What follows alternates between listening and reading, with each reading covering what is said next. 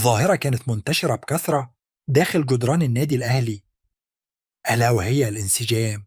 مشكلة كلنا كمشجعين كنا بنعاني منها مع كتير من المدربين دون ذكر أسماء، لحد ما في يوم تعاقد النادي الأهلي مع المهاجم السلوفيني جيراديشار، وحطم القعدة دي. جيراديشار لاعب لسه صغير في السن، 22 سنة، وفي أول مشاركة له بعد تعاقد النادي الأهلي معاه قدر إنه يسجل هدف ويتسبب في ركلة جزاء، وفي تاني مشاركاته قدر يحرز هدف ويسطع هدف بتمريره.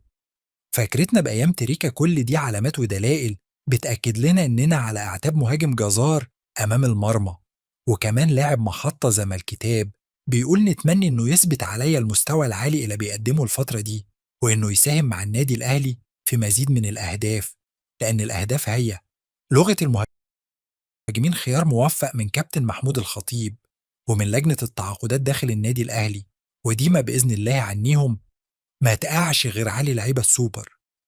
في النهاية، لو عجبك الفيديو ما تنساش تعمل لايك واشترك في القناة وتتابعنا عشان تشوف فيديوهات أول بأول.